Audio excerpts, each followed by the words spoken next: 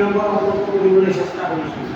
কি কৈছে চোৱা, 2 নম্বৰত কি কৰিবলৈ কৈছে, তলৰ দ্বিঘাত সমীকৰণ ঘৰৰ প্ৰতিটোৰে ক্ষেত্ৰত মান উলিওৱা যাতে সিহঁতৰ দুটাকৈ সমান বাস্তৱ মূল থাকে।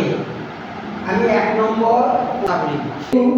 আমাৰ দুটা বাস্তৱ মূল থকা কৈছে, থাকিব বুলি কৈছে আৰু বাস্তৱ মূল দুটা সমান বুলি কৈছে।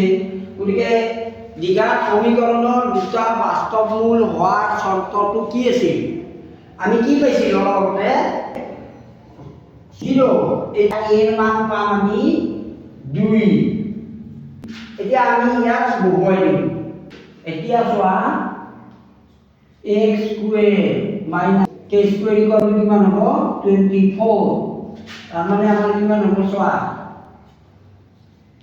k স্কুৱেৰ ইয়াক আমি কৰিম 4। এতিয়াকে k ইকুৱেল কিমান হ'ব? Plus minus 2√6। k মান হ'ব এইটো। চোৱা, আমাৰ 2 নম্বৰ অংকটো কি আছে?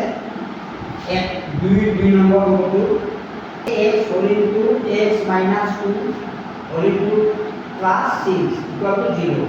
ইয়াত kx দি এইখিনি পূৰণ কৰি দিয়া।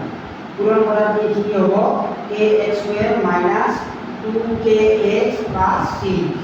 এতিয়া দ্বিঘাত সমীকৰণটোৰ লগত তুলনা কৰা। দ্বিঘাত সমীকৰণৰ আধিৰ লগত যদি আমি তুলনা কৰোঁ, এৰ মান আছে। এতিয়া মূল দুটা সমান হোৱাৰ চৰ্তটো লিখা। মূল দুটা সমান হোৱাৰ চৰ্ত, মূল দুটা বিলাক বহাই লোৱা। ইয়াতে মানবিলাক বহাই লোৱা। b মান কিমান আছে? 4k স্কুৱেৰ মাইনাছ 4 24k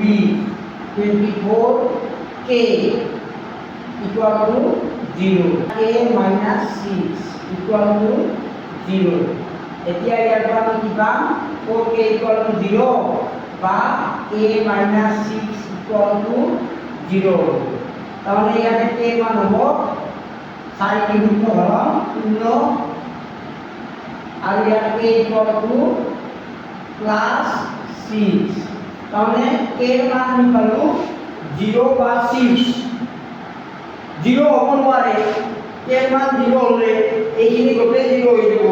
গতিকে আমাৰ k ৰ মান 0টো অংকটোৰ কাৰণে অসম্ভৱ, কাৰণ k ৰ মান 0 হ'লে আমাৰ কি হয়, এইটো এটা দ্বিঘাত সমীকৰণ নহয়গৈ। গতিকে k ইকুৱেল টু 0 হ'ব নোৱাৰে, ই অসম্ভৱ।